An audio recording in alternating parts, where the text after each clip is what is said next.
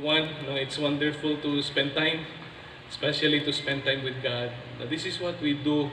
Um, we need God each day. We need the Holy Spirit each day. We need each other each day. And if, as much as you want everyone to always be around, but they cannot be around every time. And so God has set a day, for all of His children, like once a week, every Sunday in our case, to gather so that we can continue to encourage one another to continue to love and to continue to do good deeds. Love and goodwill. Maura gud ng ganahan ni God every day na atong buhaton sa atuang kinabuhi. Love for God, love for the self, love for our family, love for the people around us, and then goodwill. Na we would be benevolent, we would be kind-hearted, we would be generous. Even with our words, daghan sa tuwa kinahanglan gyud og kanang vitamin A. Na vitamin A deficiency. Kinahanglan tag affection, o nang usahay, even without therapy, just a hug is already enough. Daghan kay talk, but you cannot experience it. I'd rather have you let me feel how you care for me, and that would be enough. Mauna na siya. So affection, appreciation, kinahanglan gud nato everyday na ma-appreciate, ma-feel na appreciated ta. Ato ang existence sa kalibutan nagamatter, nga naay meaning ang ato ang pagpuyo sa kalibutan. Napamudiha na maka-experience ba ta og kanang affirmation na good work, keep up, I affirm you. Adlaw-adlaw, we need that. A dose of that will kick all the troubles away. And then approval. How many times in our lives na instead of a thumbs up, or thumbs up, thumbs down, bitaw, puro lang tamingana. Nindot kayo everyday na maka-experience po ta of a thumbs up na experience. And then, attention. A lot of people right now are in need of attention. But then if there is someone who can truly give us all of those, si God. And He can give that in abundance. And so today, before we continue, I want you to shake the hands. Bisan fist bump lang. The person around you, if you cannot hug them. And for all of you that are watching, if you have not, gone out yesterday or this morning, come on, hug your members of your family. Hug them and let them feel that you love them and you care for them, that you have their best interests at heart. Today, I'll talk about embracing the grind. If I'd ask today, who among us are in trial today? Kinsa ba sa tua nagaatubang og mga pagsulay karong panahon? Siguro tanan mo taas ato ang kamot. All of us are facing trials. Life is kinda challenging and difficult these days. Karon nga season especially, economy nato is affected, and therefore ang quality of life that we live each day is affected. Good for us here sa facility na somehow we are provided with our daily na mga necessities. But outside of these walls, a lot of people are getting hungry and resources are not enough. They're facing various trials. They are facing difficulties. And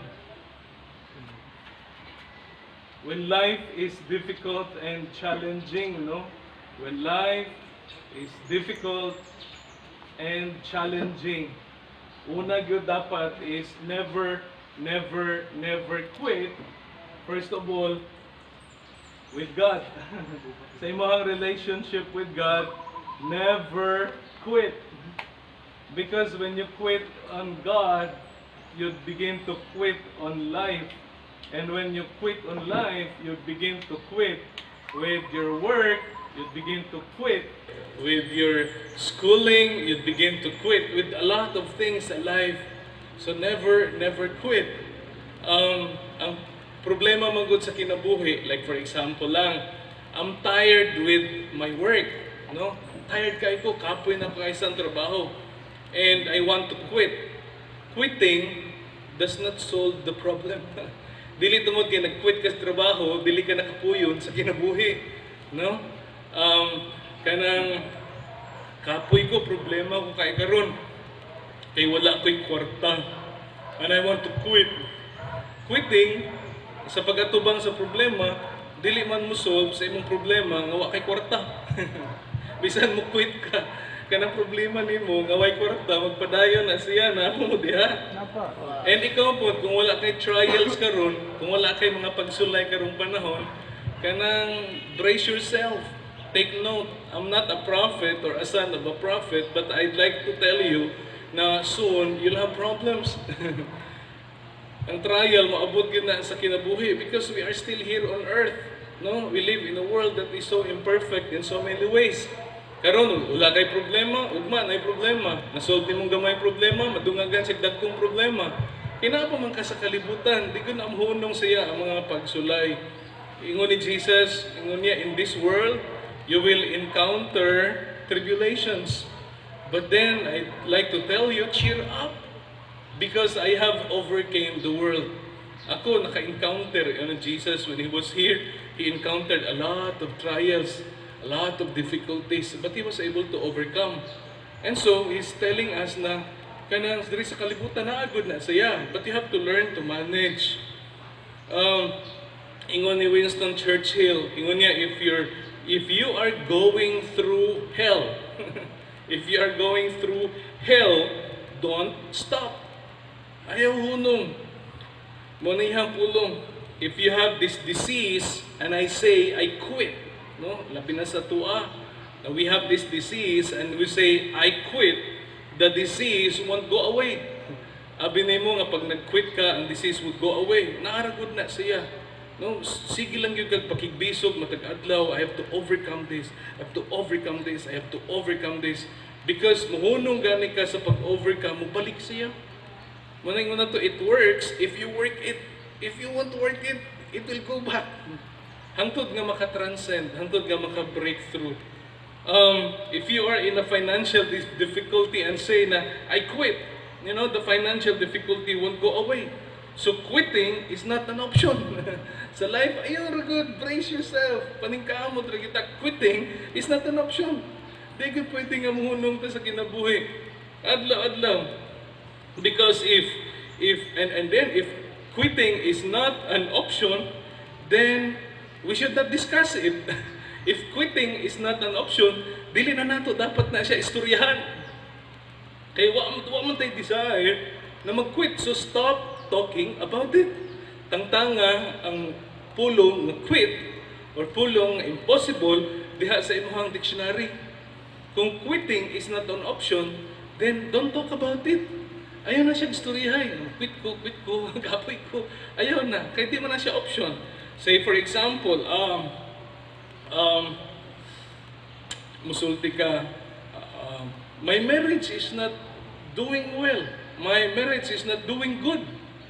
And then, tubagon ka, daghan ko kay problema. No? And then, get a divorce. But then, I don't want it. Oh, sige, manday ka ganahan. Oh, di don't quit. Ay, istoryahin na. Sige kag istorya. Problema sa pamilya, problema sa imong anak, problema sa imong sawa. But then you cannot quit on them. Ayaw nag-istorya na. Trabahuan na lang. Di ba? Naayong nga na sa kinabuhi. Stop talking about it if you cannot afford to lose it. Then guniti pag-ayaw. Trabaho ay hagua hangtod nga masulbad. If it is not an option, why keep on talking about it? If you think serving Jesus is difficult, then quit. But I cannot do that. O di don't stop talking about it. Ayaw na siya istorya ay piti man day kakahunong anak. Stop talking about it. You know, karon mga panahon, more than ever, we really need to brace ourselves. We really need to develop a very strong na mindset. And before we can have a strong na mindset, kinahanglan healthy ni siya na mindset. Kinahanglan puno nato ni siya og daghang hope, og daghang faith no atong mind. So butang nga nato siya wealthy na mindset, dili poverty na mindset. Kanang mindset that says na I can, dili katong I can't. Dili katong mindset na magsulti I am a champion. I am an overcomer. I am a conqueror. I am a master. No, mao ko ana. Kay kung dili nimo na siya hatagan og dakong kanang space sa imuhang huna-huna, ang resulta mo balik ka diri sa defeated na o defeatist na mindset. Sulti ka, I can, I don't have what it takes, no, I don't have the skill, I don't have the abilities. And then resulta, because I don't have what it takes to become, then I'd rather quit. Quit na lang. And then pag quit nimo, abi nimo gusulbad nimo mga problema, dili man day mo samot man di ay. And so maghinulsol na pud ka nung ni quit man ko. Di ba kanunay man ta ginasultian na never, never, never quit until your miracle happens. Because there are a lot of people, they quit before their miracle happens. They have worked hard na, and doon na sila sa finish line. Pag abot sa finish line, they quit. Life is not a sprint, it's a marathon. Marathon na life. Kinahanglan ka ng perseverance, kinahanglan ka ng endurance. No, yesterday, I watched Forrest Gump again. Dugay na kayo nga movie, di ba? Forrest Gump. But then I was so fun ba? I was so amused and I learned a lot of lesson. Ngayon niya, life is like a box of chocolate. You will never know what you'll get out of it until you open it up. Ana kitang kinabuhi. Ang lingaw rin na ko siya, when he started to focus on something, mo fixated siya, and then dayan yun. No? Nag-decide siya mudagan, dagan tibok Amerika. Nag-decide siya mag-fishing, dahil mo siyang successful na fisher folk. And so, nga na, bitaw nga klase sa huna-huna, kanang dili baka mo quit. Dili, gumikit, bahalag magkinaon sa Proverbs chapter 24 verse 10. Ingon sa Bible sa to, Proverbs 24 verse 10, if you fail under pressure, your strength is too small. If you fail under pressure, your strength is too small. And so kinsa man ang fail under pressure kung ilang strength is small, di ba? Kung hydraulic hoses na man na sila yung mga PSIs, kung ang PSI anang hose is kanang nipis, mubo, ang resulta pag butangan nimo dako nga pressure, mo burst. Unsa man kadaghan ang PSI sa imong kinabuhi, sa imong pagkatawo. Na unsa man kabugat ang problema na kaya nimo kargahon, napo gina sila ginatawag tensile strength o sa mga engineer pareho ni Paul Maggi, no, na strength of materials. I don't know kung ma-remember pa na siya. Sa ko before na ami subject ICE kana internal combustion engine, no? Kinahanglan naagin na sila yung mga measurements. And so, but anyway, unsa kabugat ang kaya nimo kargahon? Na ba kay ginatawag na hopomone, no? The capacity to bear under pressure. Kani mga beast of burdens, no? Mga kabaw, baka, camels, kani sila na sila'y strength to bear under pressure. Butangan nimo sila weight, lakaw pa, dungagan nimo weight, lakaw pa. Pag maglisod na gyud kay ni mga beast of burden, karga ng load, unload. Kana makapoy ni sila, muluhod ba na sila. May mga camels, mga ilahang mga knees, gikalyo na tungod kay bago sila mo barog, muluhod. Bago nila inaog ang load, muluhod. Pag bugat ka kaya ang load, muluhod. And so, siguro mo ng reason, they have the capacity to bear bigger loads.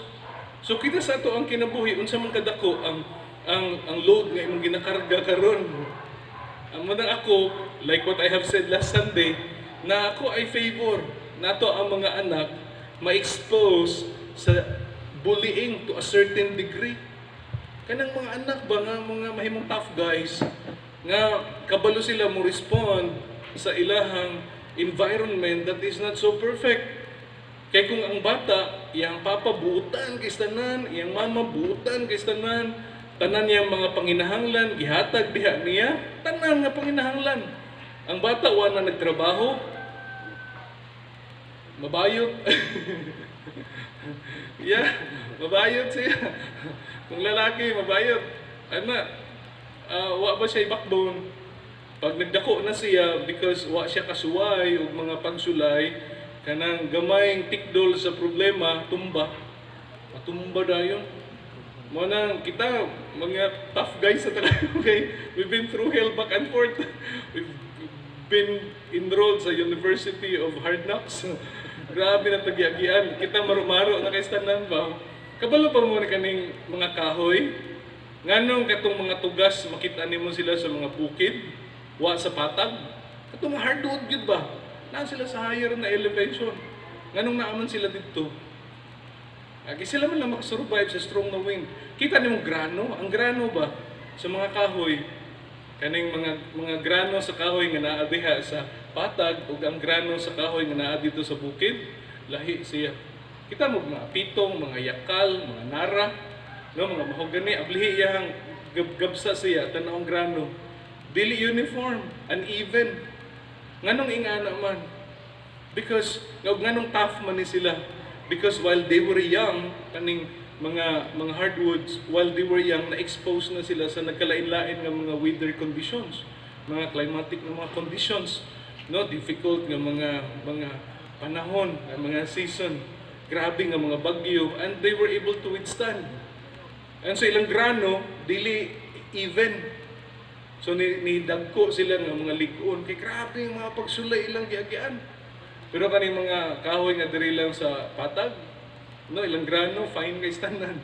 Pero butang bagyo, ibot tanan, mga ibot. Humok sila nga klase. Dili sila pwede himuong pang furniture kay walay ligon. Pero kaning mga battle tested, kanang weather proven na good ba sila nga mga kahoy, sila nindot himuon nga mga furnitures. Mapod sa life. Ingon nila, when the going gets tough, the tough gets going. Only the tough can get going. And so, when we have problems, ginasultian kita nga, come on, don't complain. Don't complain. Don't murmur. Brace yourself. No pain, no gain. You want to grow muscles? Don't complain. Na heavy kayo ng dumbbells. Heavy kayo, you want to have ikuan, kanang nice na chest. Ayaw complain. Nabugat kayo ng kuan. Mga weights yung ginakarga. I'm not good ng life. Mo nang kita sa life po, we need to encourage everyone. Kasuway ka na nag-gym nga ikaw ra usa. Huwag na-gym ka nga na akay mga kauban. Lahi dyan, di ba? Lahi dyan. You become tougher when you're surrounded with everyone nga naga-encourage. One every Sunday, we gather so that we can encourage one another nga to continue nga maglikon ta sa life. If you fail under pressure, your strength is too small. Your strength is too small. So we need to have a better mindset. We need to have a better mindset. Everyone wants that when they are in the midst of a challenge or a difficult situation. Kasagaran gud sa tua, pag naata sa difficult na situation, ganahan ta ang problema, one punch lang. Usara ka sukmag ba, tumba dayon. But life's not like that. Dili pwede nga one punch lang. Dapat prepared ta for the long haul. Yung tawag nila. Kung boxing pa na, dili na nimo madala nga first round lang, tumba na ng problema. Pandemic, pila na ka-rounds, pila na ka-bulan. Karon 6 months? Dili pa ni mao. Abot pa natin December, January, February, March, ang projection sa mga experts, this problem would continue up to March. Question, makasugakod ka hangtang to March? Na makay stamina? Na makaabot ka sa March or April? Kung sa basket, sa kwan pa ba, kung sa boxing, kaya nimo og 12 rounds? Or hangtod ra kag 3 rounds? Kung 3 rounder na ka na boxer, di pa ka nga nakamaayo. Mahimong siya kang maayo nga boxer kung kaya na nimo og 12 rounds. Even I realized gari na before, like Ali and Joe Frazier, 15 rounds. 15 rounds ilang boxing. So grabe gyud siya nga test sa stamina. But us, atong mindset, whenever we have problems, we have difficulties, ganahan ta one punch lang. And tumba na tayong problema. We want it shortcut, we want it to be immediate. Dili ba ta ka sugakod ug dugay? Ganahan ta mag-pray, Lord, I want a miracle now, right now. Kinaanod man ta sa gamay pa na instant tanan, instant noodles, instant coffee, no? Instant baby, joke lang. Mga instant tanan ba ganahan ta paspas diretso. Dili ba ta nagakuan nga magsugakod? Like for example, it takes more than 1 day to get into a debt. So do not expect na in 1 day masulpod imong debt. Di ba? Manangutang ka. Kung nakiutang, halimbawa ako nakiutang this much, no? Kung nakiutang 1 million, kanang 1 million, di mo na usa ka adlaw ang utang. Nagsugod na 100,000 and then 150,000, nangutang na po kag 100,000, hanapot na 1 million. And then don't expect na tomorrow in 1 day, masolve ng 1 million worth nga utang. Napa mo diha. Pero ganahan ta, nangutang tagdaghan, ug sulbaro na to, usa ra adlaw. Dili pwede nga na ang life. Napa mo? UFC. Kinsa hilig sa to UFC? Kanang mga MMA ba?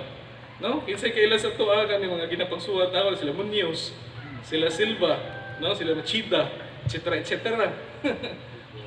Kanang nindot kay ning kuan, kanang when we talk about life, nindot kay nga analogy kaning UFC. Mo nang say, gano sige mga tanaw ana, pastor mo ka nga sige tanaw duri man kayo, bayulinte man kayo. But then I enjoy. Malingaw ko magtanaw because I can always relate it sa life. It's like an analogy sa life. Na life is like that. Mura siya UFC. Mura siya MMA. Kung dili ka tough sa life, first round pa lang, pildi na ka. Basta you have to be tough. Kinahanglan nimo mahimong tough. And kani nga mga fighters nga nakita nako nga gimang mention, kanang oftentimes they are down. They're bruised. They're in pain. They're in agony. Grabiha sila ma-experience. O kadugo lagi. Kadugo gud. Kana dugo jud ang kaagas gud ba? Oh. But then, they get back up again. Daghan kayo nga, basta black and blue. But then, after a while, balik na pa sila duwa. Mag-hug pa sila. No? Grabihan nga mindset. Sa mga UFC na sila'y technique na ginatawag na grind. Grind. No? Kaning grind, kung tanaw nimo diha sa ring, sa octagon, it seems like nothing is happening. But then, kung imahag yung tutukan, something is happening. Murag bay nahitabo. Pero naagi pang hitabo, we call that grinding. Kaning trabaho sa grind, ang technique niya sa mga opponent nga you wear the other person out. So imo siyang ihag, imo siyang ibagnos sa wall, sa octagon, and then ibagnos nimo siya sa floor. Hala, bagnos o bagnos. And then ganahan siya mo barug, di nimo siya pabarugon. Patungan lang gud nimo siya pa, siyempre ganahan siya muling kawas. Ikaw nakapatong. The person nga nasa ubos is expending more energy than you. And bahalag dugay. Sige lang siya patong. Eventually, ang ginahuwat yun niya, nga sa sige nimo paningkamot nga makalingkawas, you'd expend all your energy, na you'd wear yourself out. And the moment na you have expended all of your energy, you become vulnerable. Mahimo na kang vulnerable. And so, pag vulnerable ka na, di ka na kasagang. And mao na siyang hinungdan sa imong kapildihan. No? Mao na ang mga fighters, they're afraid of the grind. Hadlok sila. Maglikay-likay sila sa grind. But then, ay mga fighters na instead of them getting afraid of the grind, they have decided to embrace the grind. They have decided to confront it. They have decided to anticipate it. They have decided to prepare for it. I know, sa duwa diha sa octagon, naagyud ingana nga technique. So I have to prepare for that. And so katong nag-prepare sila for the grind sa duwa, sila tong Bisan pag gamitan nimo sila technique na ingana, dili sila mahadlok, dili sila magpanik because they're prepared for it. Musulti ha, this is part of the technique sa game. And nakaandam ko ani and I know what to do. Dili ko sige panic, dili ko nagakisaw. I just have to protect myself. So wala kay siya ga-expend og energy bisan pag daghang ginahimo sa iyaha. And katong naga-try og pin niya down, siya pa hinuon ang nahurot na ng energy. Pagbarog niya, he still has all the energy and mahimong vulnerable ang kaaway. Kasagaran mong good, dala sa grind sa life is it causes the person to worry. It causes the person to be afraid. Fear is a grabe kind of enemy. Yeah, the greatest fear of a person actually is even fear itself. Kanang dali ka mahadlok na tao, dali ka mahadlok, kanang dali ka mapildi sa panahon sa grinding na moments. Pero the moment na naa ka na fearless living, ano yung ginduwa? Ni-decide mong kumuduwag UFC, ni-decide mong kung amaw niya akong sports, MMA. And so na, ni sakit. Nag-decide mong kung magboksidor. Kung saan naman gisudlan man ako ni siya, mabunog yung goan eh. But then, it's up to me. I have to prepare. Dapat mag-andam ko sa mga sukumag sa kinabuhi. So likewise with us, no? Karon nga panahon, more than ever, when we have trials, we need to brace ourselves. Dili lang brace ourselves, but we continue to train every day. Napa mo diha? Adlaw-adlaw, sige tag-train, ayaw hunong. Ganahan ka mahimong maayo nga buksidor, but you are not training. Ganahan ka maka-sustain for the long haul, but then you're not training. Wa ka nagakuha og cardio, wala ka ana ba? Mga inner muscles, wala ka ana. Wala ka kakarga og weights. Unsa-unsa nimo mag-expect ka nga makalahutay ka, wala mo kay training. Dili siya pwede. If you'd like to run the race and be able to finish the race, you have to train before the race. Ingana, you have to have a daily routine sa life. Nga, para makaabot ka every day that you train expecting that the fight is going to last until the last round.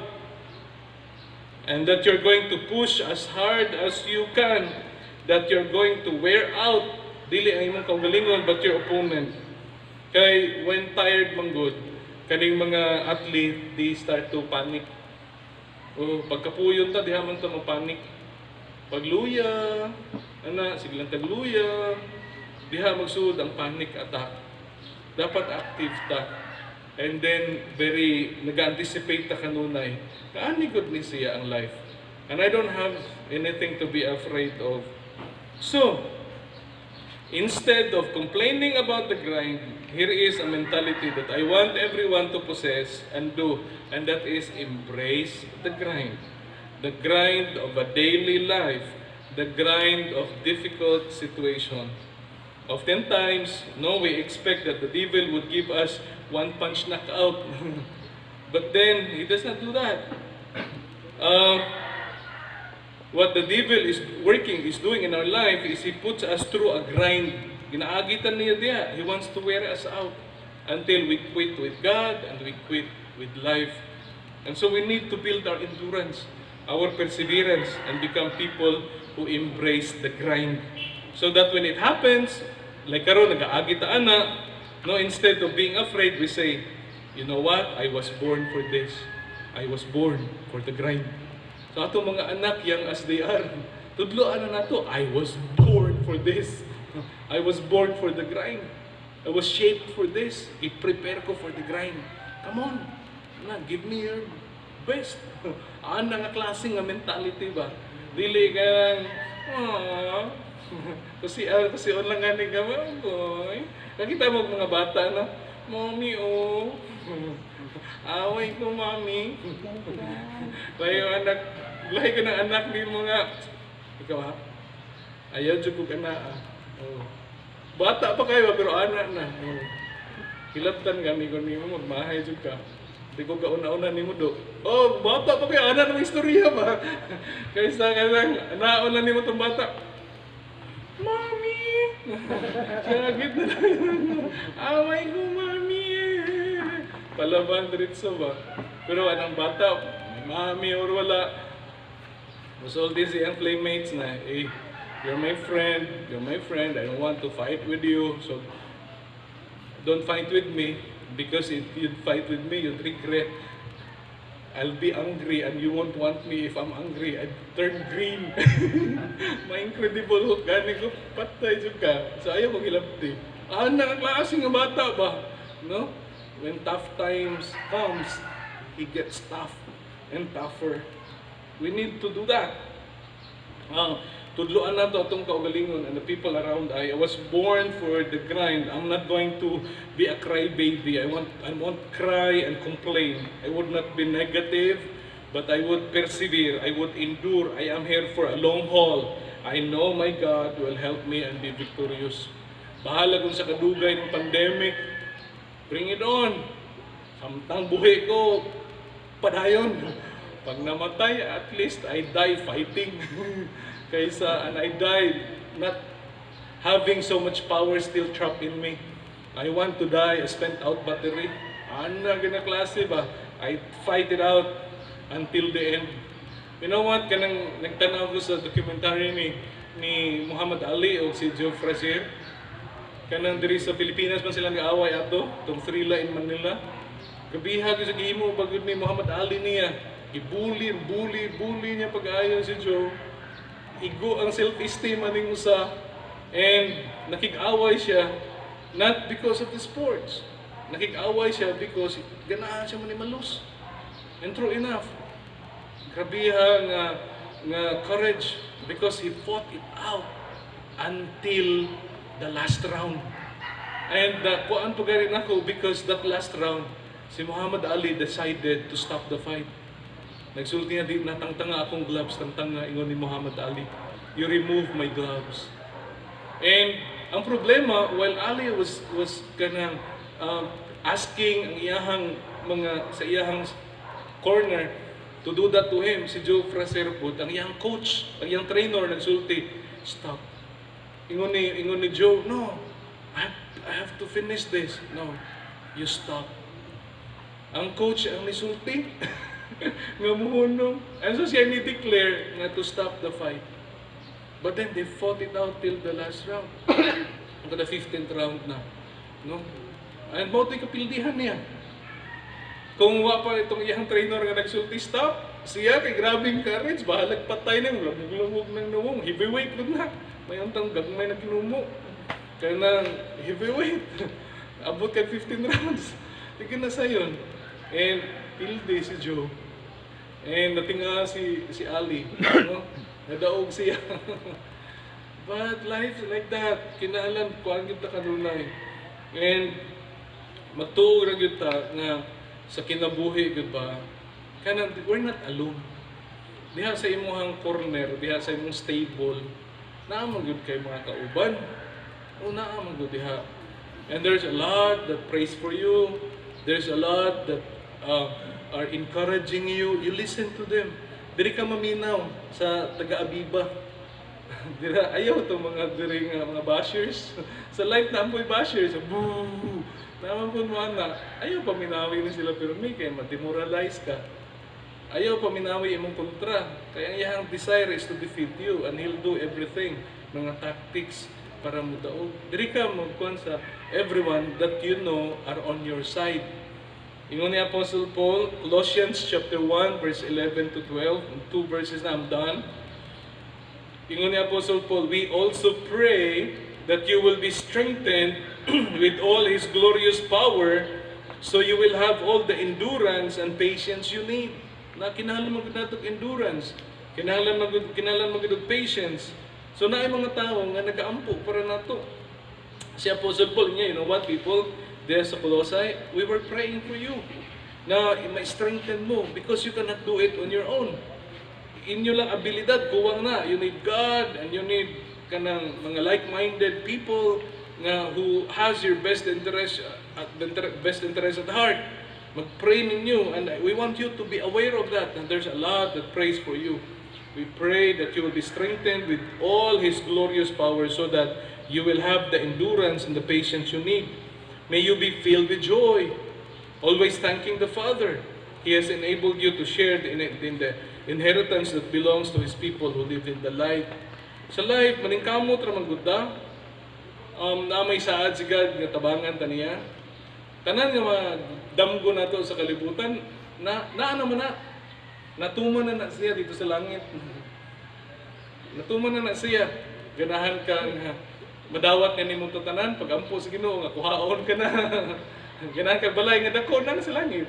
Ganahan kag bahandi na dito. Ganahan kag kalipay na dito. Unsa man may pangtaon nimo dito kay bitong langit ang tawag.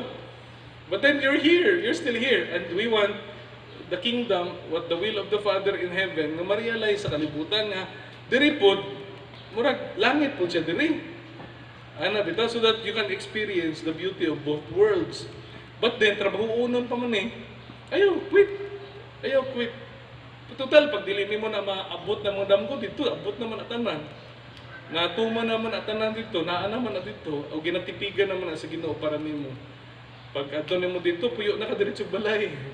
Diri ngita pa kag bundong, palit ka pa, matukod ka pa. Ninduton pa nimo, i-furnish pa nimo dito, kumpleto na. See? Ganahan ka magmalipayon sa kalibutan dito. Lipay naman kadaan. But while we're here, kanang nagapaningkamot ta magmalipayon. But then if di nato human ang mga projects nato sa kalibutan o biya na ta, so much the better.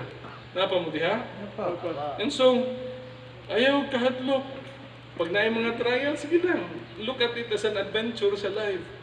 Now while I was there sa earth, grabiha. Nakasuway mo gatong laing nasod. Like, nato mo Hong Kong, nato mo Thailand, nato mo Japan, nato mo Cambodia, nato mo Vietnam. Gano'n lang sa Asia pa ba? Or nato kag Europe, nato kag US. And then nasaad ka. Nasaad. Kasaad-saad ka dito sa kuan ba mo giadtoan. And then out nang kwarta, and then you don't know what to do. Ingan na. And karon kung imong balikan, that was an experience. Okay ra masaag-saag usahay. Kaya di man ka taga-diha. Alangan, di man ka taga-diha. Dili sa kalibutan, usahay ng mga sipyat sa kinabuhi, ayun, quit. Di man taga-dinhi. Di taga-langit, ang taga-tanan. Citizen man ta dito. Ano sa kung naikalisdanan, okay ra. No? Accept it. And then do something about it. Don't quit on God, don't quit on life, don't quit on your family, don't quit on your community. Don't quit on doing good. Especially when what you're doing blesses a lot of people. Amen? Ingon ni James, mo na itong gibasa last Sunday. Dear brothers and sisters, James chapter 1, verse 2 to 7. Dear brothers and sisters, when trouble comes your way, consider it an opportunity for great joy. How can that be? No, pag daghang kag problema, paglipay. Ingon niya, why? For you know that when your faith is tested, your endurance has a chance to grow. Trials helps us to endure. And as we endure, we develop patience. As we develop patience, we become wise, we become mature, we become complete. Moral of it ng life. And so, whatever it is that we would experience this week, look at it as an opportunity to be happy. Amen?